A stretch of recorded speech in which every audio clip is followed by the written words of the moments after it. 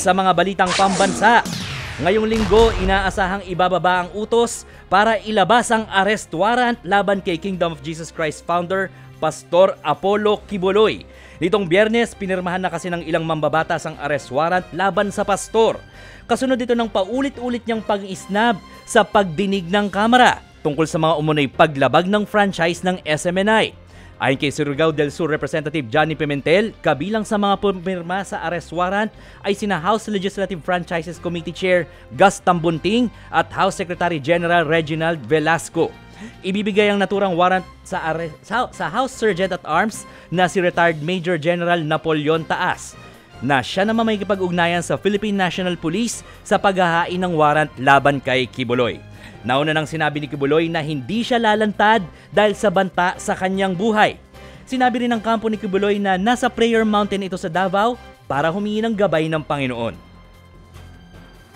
Samantala mga kapatid, binakbaka naman ng Department of Foreign Affairs o DFA ang pagpupumilit ng China na may karapatan sila sa mga pinag-aagawang teritoryo sa West Philippine Sea. Ayon sa DFA, walang basihan at mapanlin lang ang paggiit na ito ng China na ayon lang daw sa kanilang historical rights. Nauna nang sinabi ni Chinese Foreign Ministry spokesperson Wang Wenbin na unang naglayag at nadiskubre ng China ang mga isla sa West Philippine Sea. Alinsunod din daw ito sa international law.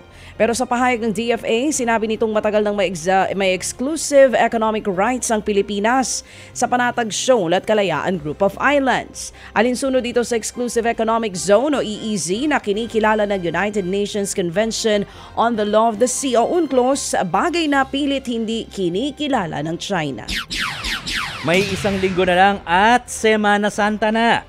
Kaya naman puspusan na ang paghahanda para sa buhos ng mga magbabakasyon at uuwi sa probinsya.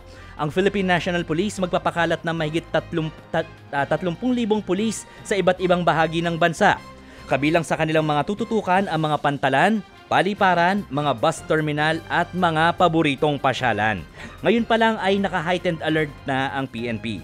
Kanya-kanyang paghahanda na rin ang mga pantalan, lalo pat nasa 2 milyong Pilipino ang inaasahang daraan sa mga ito simula sa linggo. Inabisuhan na nila ng mga babiyahe na maagang mag-book ng kanilang trip para makaiwas sa siksikan at antayan. Sa Parañaque Integrated Terminal Exchange pa lang, nasa 1.7 million na pasahero na ang inaasahang magpupunta. Kaya naman nagipagtulungan na ang pamunuan ng terminal sa gobyerno para matiyak ang kaligtasan ng mga pasahero. Samantala, ipagbabawal ng hindi pagpapa-exam sa mga estudyante dahil walang permit o hindi nabayaran ang kanilang tuition fee. Yan nga ay matapos pirmahan ng Pangulong Bongbong Marcos Jr. ang Republic Act 11984 o ang No Permit, No Exam Prohibition Act. Sakop ng bagong batas ang lahat ng pampubliko at pribadong paaralan, higher education institutions at ang nagtuturo ng vocational courses. Ayon sa mga progresibong grupo, nilalabag ng No Exam, No Permit policy ang karapatan ng mga bata na magkaroon ng maayos na edukasyon.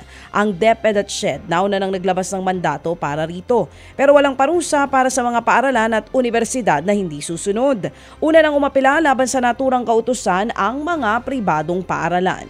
Baka kasi manganib ang pagpapatakbo ng kanilang mga institusyon, lalo pa tumaasa sila sa tuition para sa pagpapasweldo at maintenance ng mga eskwelahan. Samantala, may panibagong patakaran na ipatutupad ang COMELEC para sa darating na May 2025 midterm elections. Di kasi gaya ng mga naunang botohan, kasama ng ipapaskil sa labas ng mga polling precinct ang litrato ng mga botante. Dati-rati kasi tanging listahan lang ng pangalan ng mga rehistradong botante sa bawat presinto ang may kita. Habang ang Book of Voters na tanging ang electoral boards lang ang may hawak ang may access sa mga litrato. Dahil kasama ng ipapaskil ang litrato, kasama ang mga pangalan, inaasahang mas mapapadali ang paghanap ng mga botante para sa kani-kanilang polling precinct. Gagawin din itong accessible sa website ng COMELEC para pwede agad tingnan ng mga botante kung saang presinto sila pupunta. Ted Filon at DJ Chacha ngayon nasa Radyo 5 92.3 News FM Monday to Friday 6 to 10 a.m.